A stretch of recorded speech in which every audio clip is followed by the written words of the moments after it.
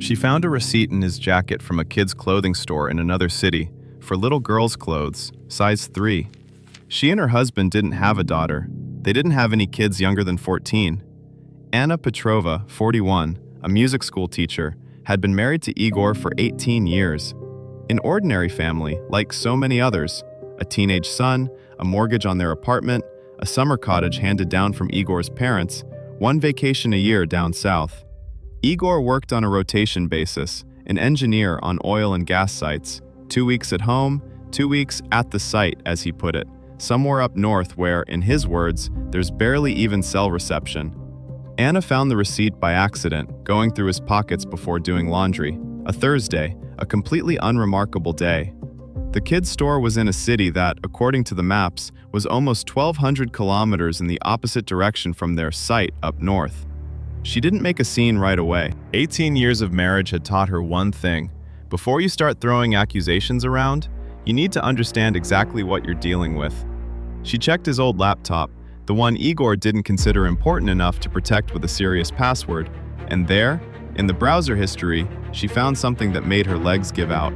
A real estate agency's website with a saved bookmark for a specific apartment in the very same city where the kid's receipt had been purchased. The apartment had been bought 2 years earlier, registered under the name Igor Smirnov, not Petrov, Smirnov. Anna sat in the kitchen until morning, trying to wrap her head around a simple but unbearable thought. Her husband might have a second life, a second family, a different name, and, judging by the receipt, a little daughter whose existence she'd learned about from a kid's store, not from Igor himself. She didn't run to file for divorce. Instead, for the first time in her life, lying to her own son about an urgent school trip, she bought a ticket to that city and went to find out the truth herself, because her gut told her that behind the neat word affair, there was something far more complicated than a simple fling on the side. At the apartment address she'd found in the browser bookmarks, the door was opened by a woman around 32, holding a child, the same little girl judging by her age. The woman introduced herself as Marina, wife of Igor Smirnov, and when Anna asked, "How long have you two been together?" she answered without a shadow of hesitation. 12 years, legally married, we have 2 kids, Sonechka's 3, my son's 11. 12 years, that meant Igor's second family hadn't appeared 2 years ago when the apartment was bought. It predated Anna and Igor's wedding by 6 years, which meant Igor had married Marina first and then married Anna while he was already a legally married man. This wasn't infidelity in the usual sense. This was bigamy, a criminal offense, a crime Anna previously only knew about in theory from legal dramas. Marina, seeing Anna's face, went just as pale as Anna herself. Evidently, she too had known nothing about Igor's first family. The 2 women, each deceived in her own way by the same man for nearly 2 decades, sat in a stranger's kitchen, trying to figure out which of them was the real wife and which was the one the other simply hadn't been told about. But the real turning point didn't begin with that. To prove her words, Marina showed Anna Igor's documents, his passport, marriage certificate, old photographs, and in one of the old photos, taken 10 years earlier, Anna saw something that made her breath catch. Standing next to a young Igor was a man strikingly similar to him, almost a twin, just a little older in appearance, with a different haircut. On the back of the photo, in handwritten script, Vitya and Igor, 2014. Seeing Anna's reaction, Marina explained, "Vitya was Igor's older brother. They looked very much alike, but Vitya died in a car accident 11 years ago, shortly after that photo was taken, and Igor took the loss so hard that he almost never spoke of it to anyone again." Anna came home in turmoil, but not with a ready decision to file for divorce. Instead, a new, far more unsettling question lodged itself in her head and wouldn't let go. Why did the mention of that dead brother make something inside her flinch, not with sympathy, but with inexplicable dread? She reached out to an old friend who worked as an archivist at the regional court, asking her to quietly pull the death file for a certain Victor. Anna didn't yet know the exact surname, but she gave the approximate year and circumstances. The friend called back a week later, and what she told Anna shattered everything she had managed to piece together into a somewhat coherent, however painful, picture of what was really going on. The death file for Viktor Smirnov did exist, but not as a traffic accident case. It was a criminal murder investigation, later suspended because the person to be charged as the accused could not be identified. Victor had been found dead inside his own car, which had gone off the highway and into a ditch. But the forensic examination conducted during the investigation established that death had not been caused by crash injuries. He had died earlier, from a blow to the head with a blunt object. The car, with an already dead body behind the wheel, had been pushed off the road to stage an accident.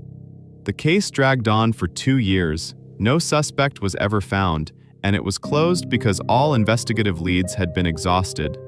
11 years ago. Exactly at that time, if the documents Marina had shown were accurate, Igor Smirnov, the man Marina had been registered as married to for 12 years, had begun a new life, precisely under that name.